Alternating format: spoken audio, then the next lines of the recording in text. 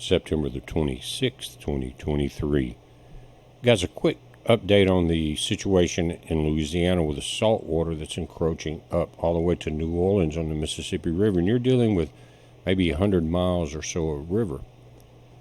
And something we learned in elementary was that you have a climate change like this, a situation that occurs.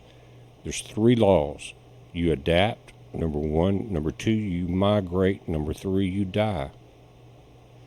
Fresh water is the most essential of those situations. So 1.2 million again in New Orleans area, and possibly 2 million that will be affected by this. It will be completely in Belle Chase and in New Orleans in a couple of weeks. It's already causing problems there, and they're importing bottled water. How long can that go on with 2 million people? That's just drinking water. That's how will all the pipes that say, if you're just, are you going to shower in salt water? Or are you going to flush your toilets in salt water? Are you going to wash your clothes in them? If you do, you're going to have a lot of erosion of all the plastics, everything like that in your plumbing and your, anytime you're dealing with salt water and electrical systems, it's not going to last long. Your washing is not going to last long. Your hot water heater is not going to last long. Your piping is not going to last long. So are we looking at a situation where a couple of million people may have to move? Now, back in the mid-'60s, I was in elementary school in Buras, Louisiana, which is about 80 miles south along the river from New Orleans. And by the way, about that time, Hurricane Betsy came in and ran over that high dam. But anyway, there's a lot of people, especially since then, that live south of New Orleans that already are getting these effects. And if you get it, if you get the Mississippi River as high as it is now, as far as elevation above sea level, with the drought, then it cannot block the incoming water from the Gulf of Mexico, which is salt. But I remember back then in the mid-'60s at the Buras High School, and I think it's got a new name now, but it's the same building. I think it was 3 stories. I mentioned this before. In the backyard or the back playground area of the high school, there was a big 10-foot fence, and then a levee that ran maybe 40 or 50 feet high. And the river was higher than our playground by several feet. And you got a football field, all of that there.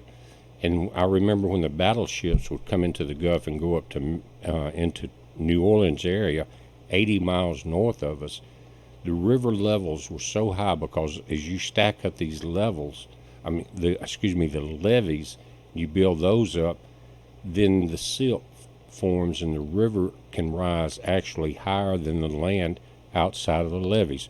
So as the big battleships would come up, I remember we would go back there and watch, and it would be like a 10-foot wave come over the levee all the way down this 50-foot bank into a drainage system behind the high school there that would try to keep it out of the school itself. Now, that's been a long time. I'm talking about mid-'60s, so what I'm telling you my age. And it was a 2-lane highway, went down through Port Suffolk, Buras, Empire, all the way out to Fort Jackson. A lot of you folks may remember that. Now there's 4 lanes of highway, a lot more people coming in there. And when it was a small town, I remember one of the big events was the Buras Fishing Rodeo, guys. I'm just pointing out things you may not know. But if you've ever watched the shows about the alligator hunters down in Mississippi and on the Mississippi River, it's called Swamp People with Troy and that bunch. We're looking at that same area and the same section and same low-lying areas. But guys, we are now dealing with a situation that can be fixed.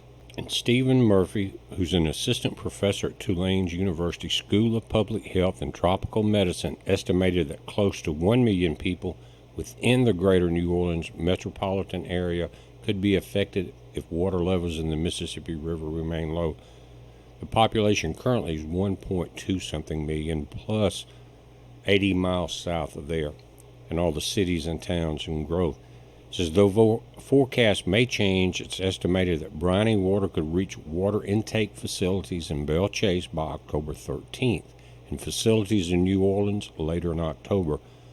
Around 2,000 residents in Plaquemines Parish, south of New Orleans, were already relying on bottled water this summer after salt water infiltrated the water systems. The whole time they've been like us here, wishing for some rain. And even though you get these spotted showers like I was talking about last night, it's not nearly enough to even affect the Mississippi River.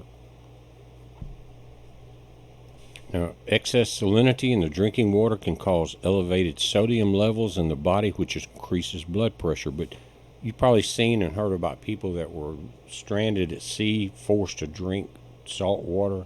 They didn't live very long. Not just high blood pressure, but a lot of other things that happens. Complete dehydration. Lingering drought conditions have kept the Mississippi River at abnormally low levels and significantly weakened its flow.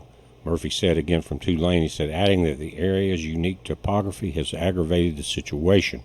The mouth of the Mississippi River sits substantially below sea level, which means some salt water from the Gulf of Mexico naturally creeps inland. Salt water is denser than fresh water, so it flows like a wedge along the riverbed underneath the fresh water of the Mississippi. In normal times, the river's downstream flow is powerful enough to stem the encroaching salt water, preventing it from moving too far inland. Severe drought conditions have caused water levels in the Mississippi to plunge to one of the lowest levels in recent decades. And I think here's one of the key points, guys. Regardless of additional rainfall now, is it too late? It says scientists have said saltwater intrusion in the lower Mississippi River region becomes an issue when the river falls below 3,000 cubic feet per second. As of last week, Murphy said the flow stood at 148,000 cubic feet per second. Guys, that's a little less than half of what's required to stop the saltwater inflow. At a news briefing Friday, Louisiana Governor John Bel Edwards said lack of precipitation has been to blame for the river's woes. He said in a statement released Friday, unfortunately, without any relief from the dry weather, we are starting to see the saltwater intrusion creep further up the river, despite efforts to mitigate the problems by the Army Corps of Engineers. Now, there's an old saying in Ohio, you know about it, and Hawaii, you know about it, New Orleans, you know about it. It says, state officials said they will work with parishes to test water supplies and monitor any changes. But when they come to help, many sayings are said you need to run. I'm talking about migration. The Army Corps also said millions of gallons of water are being brought in to dilute local water supplies if needed. It's a critical situation, guys. The Corps is securing water barges that will support impacted water treatment facilities by transporting water collected from portions of the river that do not have the salinity readings. Colonel Cullen Jones, the Corps' New Orleans District Commander, said Monday in a statement, this water can then be combined with water at the municipal facility to create a mixture that is safe for treatment. They should say safer. Murphy said the region's drinking water concerns are part of a bigger narrative about drought and the availability of potable water in a warming world. He said it's something that we can no longer ignore. We have had an extremely hot season, which we can all relate to. We had a heat dome across the southern states, and we experienced hotter than average temps across the entire globe. It's unfortunate, but sometimes it takes a moment of crisis to call attention to these things in our own backyard. Now, of course, being a Democratic bunch, they're going to blame it on man-made global warming, but we go through these cycles, the planet goes through them, and we happen to be in that situation. I'm not saying that there's not man-made effects on our weather. I believe there is, but when you get into this depth of disaster, all of my friends from New Orleans down, and maybe further north towards Baton Rouge if this continues, you better think about what you're dealing with here. Is it time to migrate or die? You can't adapt to salt water. I don't think they can ship in enough fresh water and keep it going through whatever filters they have. But you need to think about this. We're watching it, guys. You watch it. It's a heads up. Be safe.